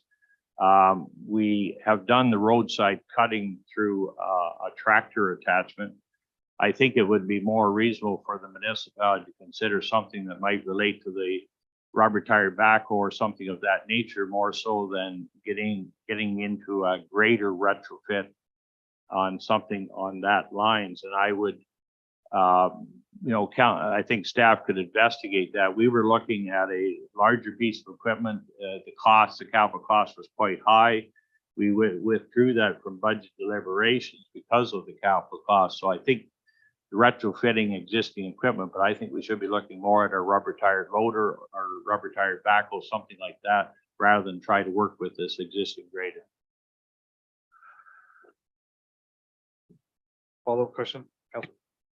Yeah, and I understand all that, but one of my big concerns running equipment most of my life is that looking over your shoulder as compared to looking out the front side of a vehicle set up properly enhances so many things and gives them a little bit more flexibility, not only for safety for himself, but also damaging anything else that might be out there as compared to always looking over your shoulder on a rubber tired vehicle trying to do that work. And my only goal here is to get to a point, and I know what you're talking about. We got to get some stuff done before this will become really useful. But moving forward, I would like to see the road allowances kept up. We've already been told here at council over the years that enhances the road service eventually, and that's the big cost factor here too. Through Mr. Mayor, to the Councillor Byrne, I think the comments are fair. I think that the roadside maintenance has to be improved. I think we should work on that. We have been criticized for our larger machines sometimes in the way it sort of tears roadside, but we have to do that cleanup.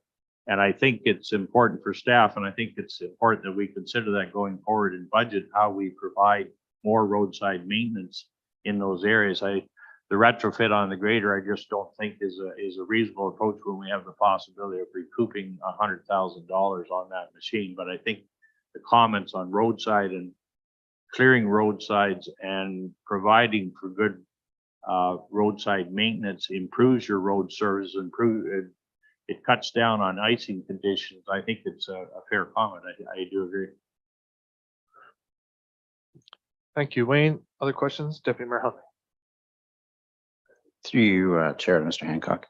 With the 6 accessories, I mean, obviously we're over $100,000 over budget on those compared to what we were looking at. Do we need all 6 out of the gate, or is it like we get a better rate if we buy all 6 at once? And I guess my next question was, do any of those accessories, are they transferable from the equipment we already have, or do we have to go and buy all new accessories for the new piece of equipment? Thank you. Through Mr. Mayor to Councillor Huntley. First of all, our recommendation, we're recommending a CAT grader. We have a John Deere presently, so the existing equipment, although most of it's worn out, as noted in the report, is not transferable to the CAT. So that's one of the reasons for the recommendation. According to the supplier of the equipment, we are getting, I think, a good value for the attachments because we're buying them as a bulk purchase in this recommendation. He just continues to say that prices will continue to increase. And if we want the equipment to be all seasons as we see it, then we are recommending all attachments. And just for clarity, Wayne, with regards to a part of the recommendation 3 is tendering the existing grader and additional components to that grader as well, right? So some of if we are going forward with the recommendation 3, some of those would be being replaced in recommendation 2 and some of those attachments. Is that correct?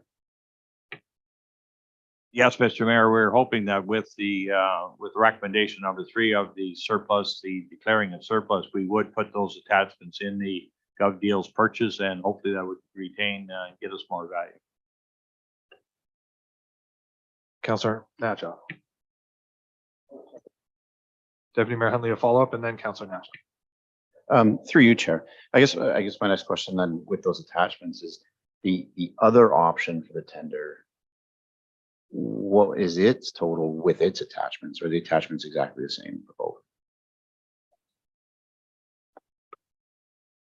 Through Mr. Mayor to Councillor Huntley, the John Deere was evaluated higher with just the base machine and higher with the additional attachments. So in both cases, it was a higher purchase.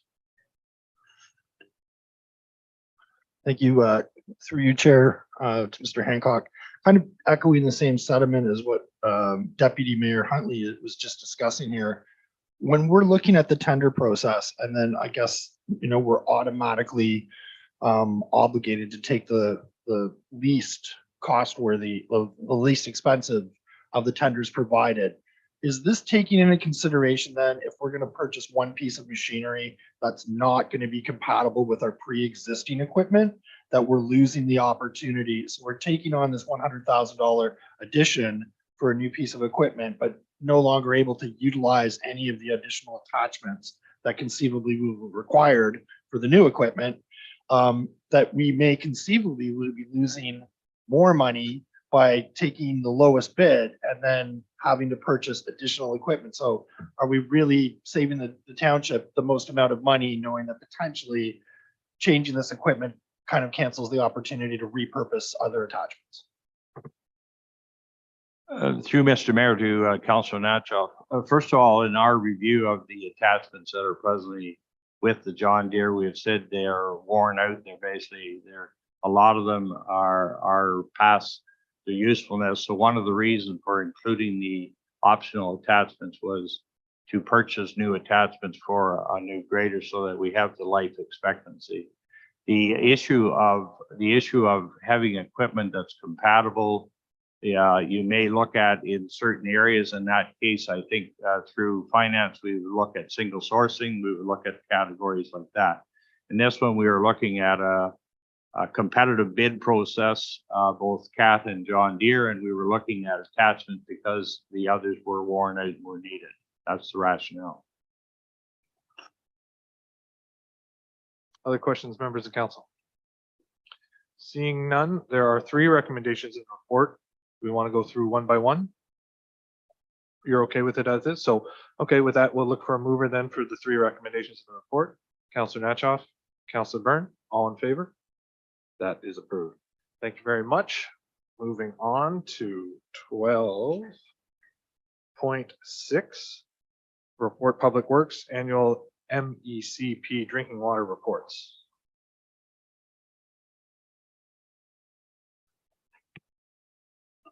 Thank you, Mr. Mayor and members of council. Before you, Public Works Report 2023, receive for information. It is the annual MECP drinking water reports.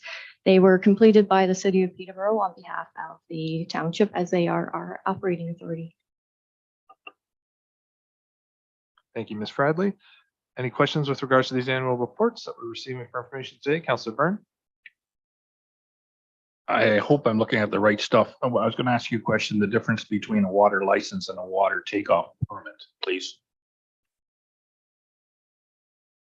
Through you, Chair, to Councillor Burns, the difference between the license and a permit is the license covers the actual drinking water system itself, whereas the permit takes the act of taking water. Does that clarify your question? The other thing I was wondering about on this table for the last year, there was a couple of upticks. And this is all prior to the water work that's going to be done on well 3. So we haven't even got to that point, correct? So when I was looking at that, I was trying to figure out why there's such an uptick in the months of January, February. I can get it in the summertime, pools and sprinklers and all that stuff. I just wonder what you thought the uptick would be for that purpose at that point in time. Are you speaking of table 1 of water delivered?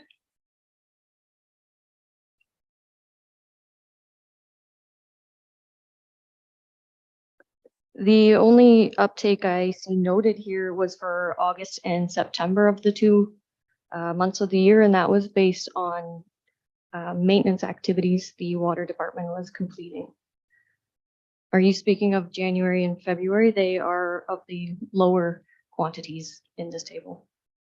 Or is it the daily maximum flow?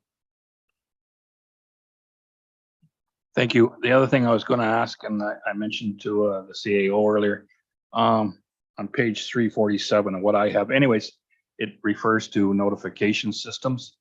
And I was noticing that the box for public access notice via the public libraries wasn't ticked, and I was wondering why.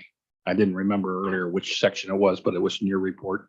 Does 347 help you at all? Page number. Big Ontario flag in the top left corner. So as a requirement of under the regulation, we have to give it to have public access, which we have put it on our website, and then having it represented before you today. There's no specific reason why we didn't put it in the library, but if that's something you would request, please let me know. Well, I've had a problem with this for a long time, as I've made clear, and annoyed all these people, but there's a big chunk of the population here that the internet isn't all that it is to everybody else. So especially a resource like the library that we're actually helping to exist, I have a problem when that doesn't happen. And I'm just looking here, there was another file that I wanted a reference to about the contamination in well 3. We talked about this before. What you saw is an uptick. When I looked at the numbers, actually well 3 was the best of the 3.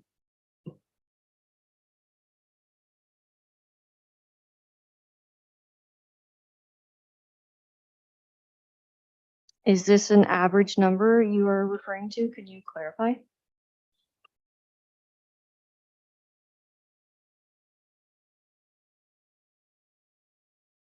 I'm just trying to find it. Sorry, it was about the contamination. The reason why we subject or expected a problem with well 3 was something we talked about the day we did the tour. And I saw it in the thing here, but it was like 33. It was lower than the other 2 wells. And I just wondered what changed that leakage, what happened there. So that 33 number is actually the number of samples taken from the well in that year. And the reason why it's lower is because we did have to take it out of service. So every week the wells have to be sampled. So the other 2 have 52 weeks that are sampled. And then well 3 has only had 33 because of the usage. Yes. Thanks, Jessica. Other questions with regards to the report, members of council? If not, we'll look for a mover to receive the reports for information. Deputy Mayor Huntley, Councillor Natchoff, all in favor? That is approved. Thank you very much. Moving on to report 12-7, open air burning bylaw amendments. Chief? Good afternoon, council. The report before council today is fire department report number 2023-01, open air burning bylaw amendments. And the reason for the report today is that the city is advised that the automated burn permit line that we currently use is at the end of its current life cycle and is unable to interface with new technologies. So what we're proposing in this report today that's mentioned is the discontinuation of the requirement to call in before and after burning. And this is due to the increased costs with the proposed app that we're proposing today. And purchasing of permits from the township's website invoices will be discontinued and moved to the Who's Responding platform, noting that there will be a link to the township website to take residents to the new platform, and those that wish to purchase their permits in person will be able to do so at the township office and the libraries. And that the library commission be increased from its current $2 to $2.50. Thank you, Chief. Questions, members of council? Deputy Mayor Huntley. Through you, Chair. I guess I do. I mean, everything reaches the end of its life and we move on to new things, but I'm not sure if I'm just missing it or how are we accommodating people who have permits today? And are they just automatically being shifted over? And, is there some sort of communication going out to notify people of, how this is going to, affect them on their day-to-day life? Thank you. Through the mayor to the deputy mayor, thank you for the question. So there will be an input, a phase-in period. So we'll put notification on the current burn line and of course, our township website. So if you purchased a permit yesterday, and it's good for 1 fiscal year and still continue to be good for 1 year. It's just the requirement of, we'll start a public education component to say you're not necessarily required anymore to call in each and every time. So there'll be this implementation period that there will be allowances for that. So people's permits that they bought yesterday are still going to be valid, still be able to use for the full year. And then we'll switch them over when their anniversary date. I guess, so when exactly then is the city's system being sunset? Through the mayor, the deputy mayor. It's on. Closer? There we go. Okay. So that's an interesting question. It could be any day now. That's when it goes down, they're not going to be able, with the new implementation of equipment that they put in their system. They've advised us that they won't get it. Should it go down, they won't be able to get it back up. So we're trying to get out before this will happen. So we're hoping that we get the entire period of implementation period but it may not be. It could be 2 months, 3 months. It really depends on if there's any problems with the current system. I'm not sure what to tell you. It's just, if it goes down today, we're going to have a problem. We'd have to do an emergency thing to let people know that the system's down, and we'd have to do it, sort of overnight. What we're trying to do is look forward, and they're telling us with the implementation of this new equipment, we need to get out in front of this. Thank you, Chief. Other questions, members of council? Councilor Byrne? Are other townships in the county of Peterborough in the same predicament? Through the mayor to Councillor Burns. We are one of the last remaining townships using this burn permit system. It was put into place a number of years ago. It was an excellent system at the time, but again, it's at the end of its useful life cycle. Some other townships have gone to this particular platform that we're recommending today before council. Some are utilizing the option of calling in and calling in when you're starting a fire and calling in when you're completing a fire. However, when I look at that in the factors and what that's intended for, and the report speaks to it about, making sure we get the right resources for a burn complaint, i.e. not 2 stations versus 1 station, it doesn't warrant the cost. So I'm not recommending that. I'm recommending a package that's much lower. So although we're losing it may appear we're losing the advantage of calling in and when you're starting a fire, calling in and stop the fire, we're actually gaining here, and the report speaks to it about we'll now be able to notify residents if there's a burn restriction or a burn ban. Residents will be able to indicate if they want text message, email, or a phone call, or all 3. So that's an enhancement over what we currently have. Hope that answers your question. Thank you, Chief. Councilor Nacho? Thank you, Chair, through you. Chief, just a question on the times that you would get called out for a burn. How often would it be that someone wouldn't have had a permit?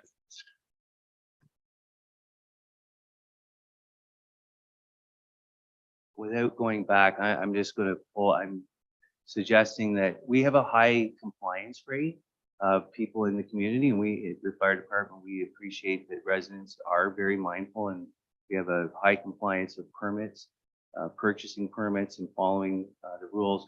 But when you look at I'm going to skirt your question for a minute and I'm going to come back. But when I look at the system that we currently have about the calling in and calling in when you start the fire and calling in when you're finished the fire, calling in to finish the fire seems to be the piece that we're missing for residents.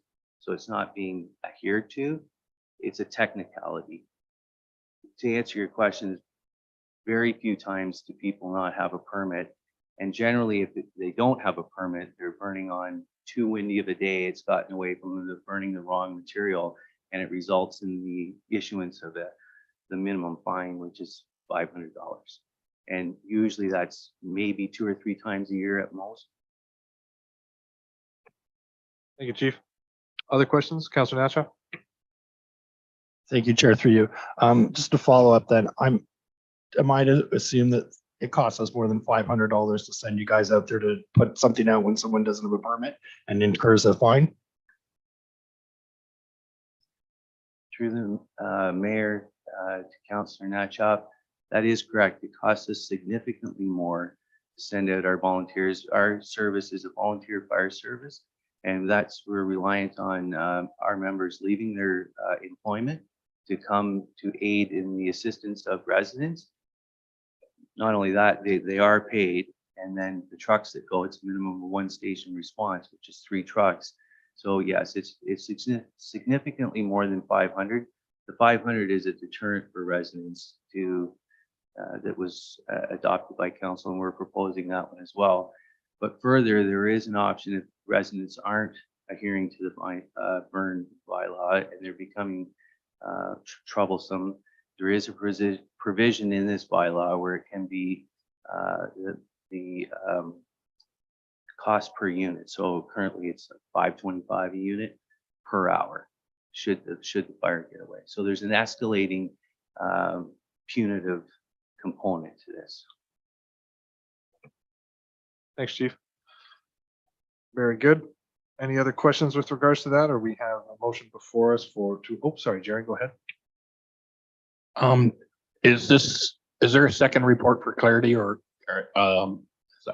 so the material that was handed out for today's meeting, there's quite a bit there.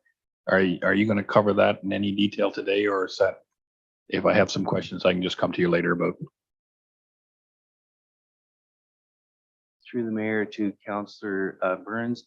If there's questions, the report is before you. If there's things that I can clarify, please go ahead and ask. There wasn't a follow-up unless council directs staff to do a further report. I believe Ms. Page would like to speak to that as well. Ms. Page? Through you, Mayor, to Councillor Burns. So this morning you were given the amendment, which was for item 16.2, which was just the bylaw, which is attached to this report. There is no new additional information. It was just an administrative error that the proper bylaw was not attached, but it is attached to this report. Councillor Byrne? No, that wasn't what I was interested in. The amount of stuff about the credits and all that other stuff, we're not going to go through that today. I can talk to you at a later date about that. It's more of a personal issue than implementing the whole program. Through the mayor to the councillor, if there's questions regarding the token system that we're using, I've outlined it in the package what it is, but by all means, my office is always open should you have further questions. But I just want to make sure that council's, aware of what the costs are. We've itemized them in the report. The package that we're speaking about is to a maximum of $4,000, but it's going to be covered. I'm not asking today. It's not in the recommendation section of the report. It's going to be covered off in this year's operating budget. Thank you, Chief. There we go. So there's the summary of that with regards to the recommendations before us. For a mover, Deputy Mayor Huntley, Councillor Edgerton, all in favor?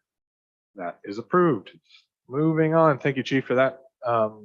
Ms. Hurley, CAO report and capital status. Anything to report?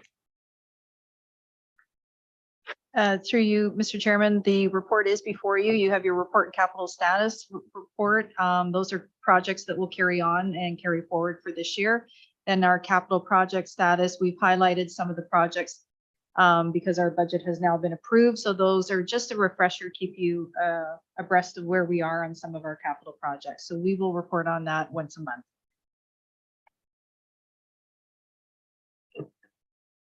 Very good. Thank you. Any questions with regards to the capital project status in the report? Deputy Mayor Huntley? Through you, Chair, I guess this would be more to the chief. New fire station on time, on budget. So we're making progress. Things are moving along, and we're working with staff here currently. We have our building department, roads department, Wayne, and our CAO helping push along as fast as we can and keeping it as close to the targeted budget as possible. Thanks, Chief. Very good. We'll look for a mover then with no other questions on the capital project. Deputy Mayor Huntley, Councillor Natchoff, all in favor? That is approved. 12.9 is council committee verbal reports. I believe Councillor Edgerton has one. Get this thing on here. Yeah, we had a report on. We just went through the work plan on Thursday, May the 16th on that. So then, Mr. Hack, that was the work plan. Okay, thank you for that. Councillor Edgerton, other committee reports at this time? Councillor Natchoff? Thank you, Chair. Through you, I attended the Ganaraska Regional Conservation Authority's monthly meeting. On a positive note, they are anticipating the opening of 95% of the trails of the forest for May 1st. The other 5% is an issue of private properties that buttress the area. So that's going to kind of be on a individual, property owner. A couple issues they were having was signage issues where people were entering on private properties, which wasn't allowed. So they're looking at putting in a new sign system. They discussed a little bit about monies recouped from the sale of clearing out of the dead trees. So that's being reinvested in their operating budget. And they're looking, hunting season's opening May 1st for turkeys. And lastly, I think that was the last of, yeah, was it? Thank you, Councillor Natchoff. Any other committee reports? Deputy Mayor Huntley? Through you, Chair, from Orca, we had a nice announcement came out last week from our meeting, we've agreed to go into a joint venture with Bobcaygeon Brewing Company to have an Orca branded beer being produced this spring. So look for that one on shelves. Very good. Thank you, Deputy Mayor Huntley. Councillor Byrne? Through you, Chair. In the process of the last few weeks, I got more involved with some of the maple syrup producers in the area. And if there's a possibility that maybe the council and staff or one or the other or both, I don't know what sort of way to word this, but moving forward, if there's some way to give them some promotion or encouragement or some advertisement, even on our website, because there's I consider a large community inside our township that's in this valuable resource. And the idea of sugar maple bushes is only a small part of the globe, and we happen to be in that little segment. There's a lot of actual residents that live in the area that are involved in that process, that business. They bring a lot of customers from outside the community into the community to spend money on that. If there's any way that somehow we could promote that business moving forward, I would love to be able to talk to that.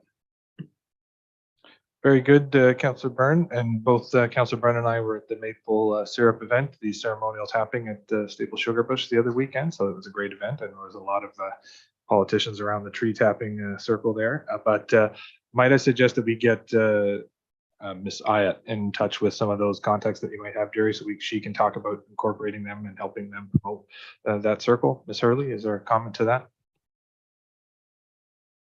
Through you, Mr. Chairman, I think we'll just leave it with us. We'll take a look at that because we do have an area on our website for calendar of events that are going on, which is something that we do for all of our businesses in our community. We don't necessarily promote each individual business. So we just have to take a look at that to make sure that we're following our policies and procedures. Councillor Byrne? On that note, the first couple of weekends in April are kind of what they call me as Maple Fest. It's the wind down to the maple syrup business. I'm not so much worried about actual promotion of individual businesses as such. It's more the community aspect that this gives to our region. And we spend a lot of time on the BIA, but there are other industries and businesses in our community that I just wonder what we can do for them. Councillor Natchoff? Thank you, Chair. Through you, just to make you aware, Jerry, because that falls out of the catchment for the BIA for every maple sugar producer, it wouldn't be a BIA thing. I had previously had an opportunity working with Nexicom from a marketing standpoint to assist them with what they would call like the maple sugar route. And so like marketing opportunities were in place for, let's just call it the industry as a whole, not the producers, but everyone working together to kind of brand. And then like you have the wine route in Niagara and the cheese route in Prince Edward County.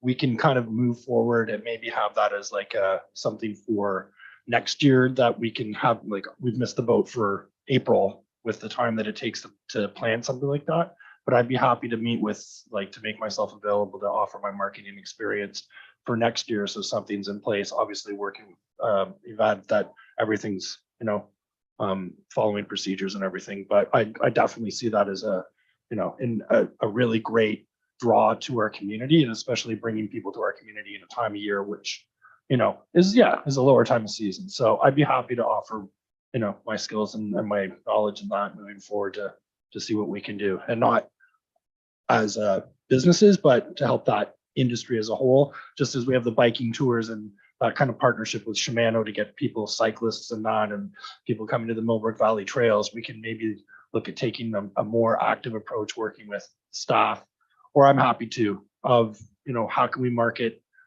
all of what our township has to offer throughout the year, that we have a full calendar, like we have our calendar of events, but we have it a year ahead of time, and those people that may be interested, maybe we can approach them so they're made aware of deadlines and what are available so that we kind of have the pipeline always filled.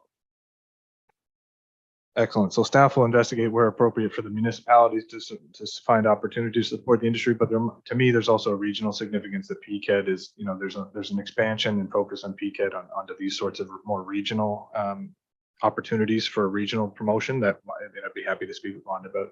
Ms. Hurley? So through you, council, are you asking that to go on top of the list for outstanding and we report back to you as a staff as a direction to staff? Because if that's where you're thinking, then we would need a direction for council, because that would then be identified as a project that we would work on and report back to you.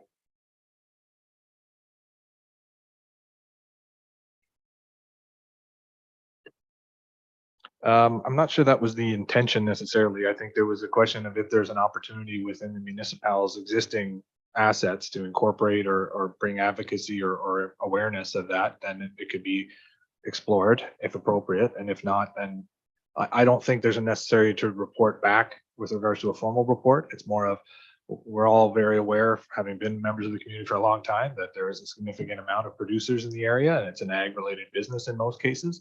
That is something that we're looking to support from ag tourism and diversified uses. So I just think that it's something that we can expand as a way of a regional significant effort, that there are lots of opportunities to then explore and create sort of just more opportunities where within our existing portfolio of marketing assets, where it might be appropriate to include or reference certain components, whether they be events or just the industry at large, because there's a number of, I was even surprised at some of the complexities of where certain boundaries are for certain areas of advocacy for maple syrup producing that was discussed about at the Staples portion. So I don't necessarily think there's any intention for council to ask for a formal report.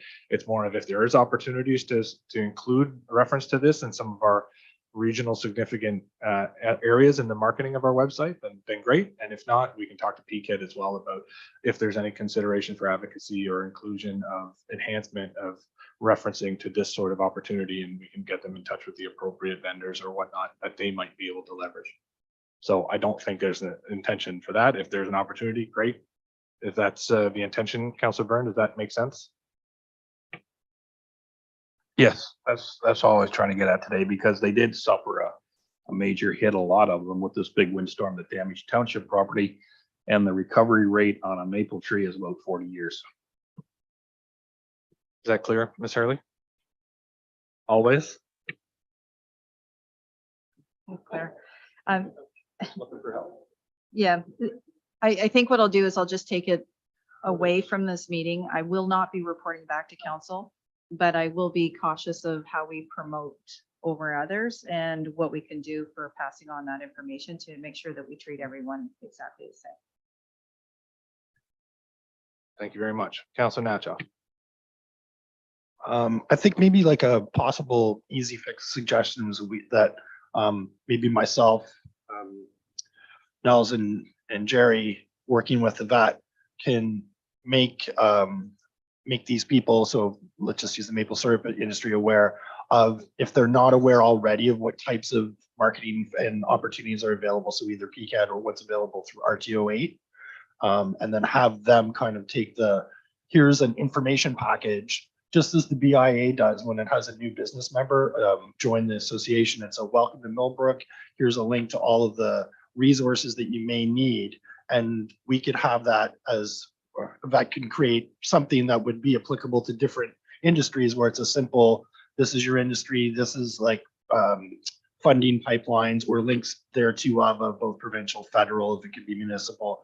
And then the kind of the onus is on them, where here's a kind of like a guide to launch or to grow or to further market your pre-existing business, and how the township's there to kind of support that with just a simple like drop in, introduce yourself, meet Bridget, and Bridget's like, oh, I have the perfect, you're into hot air ballooning, here's the hot air balloon package, or here's the, horseback riding package, or that kind of thing. So I know I don't want to put more work onto the plate of what she's already doing, but I think that we can maybe do something that makes it a little simpler for new businesses that are both in the BIA and in the township to kind of like be aware of what's available if they're not already. And I know that's already what economic development does, but we can just make it maybe a little bit more user friendly or more open to people that aren't aware of what resources are available. Ms. Hurley? Thank you, through Mr. Chairman. To Counselor, there is a lot of programs that are already out there. I'm not sure exactly, I mean, we're going from where Counselor is suggesting, but there is a lot of programs that PCAD reaches out to already, and working in the tourism industry, they are already looking at funding opportunities, et cetera. So that's something I can take away, and I'll have a conversation with Bridget about that. But I know that PCAD, for example, does market this time for Sugar Bush, maple syrup, tours, all of those kind of things are all done under that PCAD area. But we can maybe take a look and see who's been listed or who's listed in our municipality. But if it's actually a direction that you are looking for staff to do a project or report back or to investigate, that's why this is up here, so that council wants to direct staff, because that shifts our priorities. It shifts what we're currently doing, and it's not saying we're not doing it, but if it's a direction that council would like us to consider and report back on, this is a perfect opportunity for council to add items to our list of reports, and we investigate that. We report back to you on that so that you're aware. And so that this is an opportunity for any direction that you're looking for staff to do, is this is the perfect time to actually put that on the list. Okay. Thank you. Thank you, Ms. Hurley. So I think we've gone around that circle a few times. Very good. So we'll look for a motion, and I think that was with, I think we're in the verbal report still, even though we're talking about the CA project. So we're looking for so my committee report is that the library meets tomorrow night for, I believe, our third meeting of a committee, and we'll be discussing a number of items there, and we'll report back further. So with that, can I get a mover to accept those committee and council verbal reports? Councillor Natchoff, Deputy Mayor Huntley, all in favor? That is approved. There is no general business. There's no correspondence for information, no correspondence for action.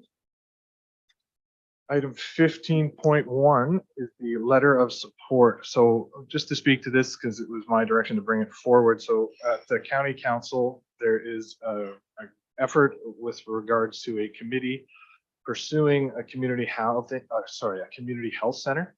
And so in conversations with some of those individuals at the county delegation, it was asked if they're looking for letters of support, which is what they were seeking from the county, from the municipalities, and they said, absolutely, we'll take any form of support that we can do. And obviously, there with the discussion and potential for a community health center to be the hub, there is the spokes associated with that hub. So we included in the bottom of this letter the interest and willingness to be a partner in future establishments of those sorts of hubs or spokes, depending on the size and scope. If they are successful, they have to start with this main center. So that is with regards to the letter before us. That's all that it's asking for. So we're looking for council to support the letter of support for the Peterborough Community Health Center proposal, and that a copy be sent to the chair of the Peterborough Community Health Center, the Ontario Health, and our local MPPs for their information. So can I get a mover for that? Deputy Mayor Huntley, Councillor Byrne, all in favor? That is approved. Bylaws, and do we have bylaws?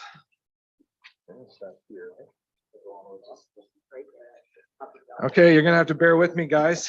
This is about a page and a half of direct content. So bylaws, that bylaw number 2023-14, adoption of a bylaw for the official plan amendment number 12, and that bylaw number 2023-15 being a bylaw to amend bylaw number 28-58 as amended, otherwise known as the Township of Kavanagh zoning bylaw, and the bylaw number 2023-16 being a bylaw to repeal and replace the Village of Millbrook bylaw number 84-8, designating 3 Bank Street North in the Township of Kavanagh, formerly Village of Millbrook, as being of cultural heritage value or interest under Part 4 of the Ontario Heritage Act, and that bylaw number 2023-17 being a bylaw to repeal and replace sections of the Village of Millbrook bylaw 84-12, designating 38 Center Street, formerly known as 32 Center Street in the Village of Millbrook in the Township of Kavanagh, as being of cultural heritage value or interest in under Part 4 of the Ontario Heritage Act, and that bylaw number 2023-18 being a bylaw to repeal and replace sections of the Village of Millbrook, bylaw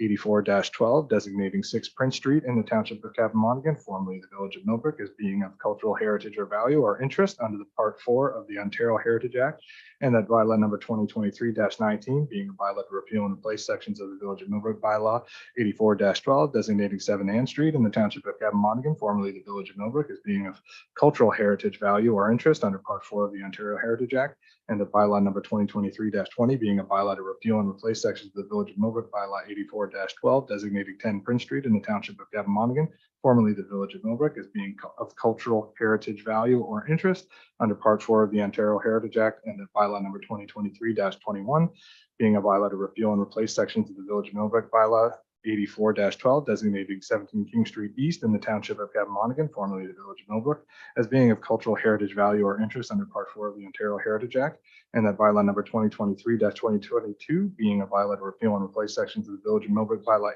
84-12 designating 37 King Street East in the Township of Cappamonigan, formerly the Village of Millbrook, as being of cultural heritage value or interest under Part 4 of the Ontario Heritage Act, and that bylaw number 2023-23 being a bylaw to repeal and replace sections of the Village of Millbrook, bylaw 84-12 designating 21 King Street East in the Township of Cappamonigan, formerly the Village of Millbrook, as being of cultural heritage value or interest under Part 4 of the Ontario Heritage Act, and that bylaw number 2023-24 being a bylaw to repeal and replace sections of the Village of Millbrook, bylaw 84-12 designating 53 King Street West in the Township of Cappamonigan, formerly the Village of Millbrook, as being of cultural heritage value or interest under Part 4 of the Ontario Heritage Act, and that bylaw number 2023-25 being a bylaw to prescribe the time for setting fires in the Township of Cappamonigan and the precautions to be observed. Be read a first, second, and third time and passed this 20th day of March, signed by the mayor and the clerk, and the corporate seal attached thereto. Moved by Deputy Mayor Huntley, seconded by Councillor Natchoff. All in favor? That is approved. There is no unfinished business. Seeing no notices of motion, a confirming bylaw, more, no doubt. That bylaw number 2023-26 being a bylaw to confirm the proceedings of the meeting held March 20th, 2023, be read first, second, and third time and passed this 20th day of March, signed by the mayor and the clerk, and the corporate seal attached thereto. Moved by Councillor Byrne, Councillor Edgerton. All in favor? That is approved. And a motion to adjourn. Deputy Mayor Huntley and Councillor Natchoff, all in favor. That is approved. Upcoming meetings, we have our Sustainability Advisory Committee meeting on Tuesday, March 21st at 1 p.m. in the council chambers. The Cavan-Monaghan Public Library Board meeting is Tuesday, March 21st at 7 p.m. at the Millbrook Branch. Millbrook Valley Trails Advisory Committee is meeting on Monday, March 27th at 4 p.m. in the council chambers. We have a regular council meeting on Monday, April 3rd. Then we have a next regular council meeting Monday, May 1st. And then the Municipal Roads Tour Thursday, May 4th, 2023 at 9 a.m. and a regular council meeting Monday, May 15th at 1 p.m. Thank you, everyone. Enjoy the rest of your afternoon.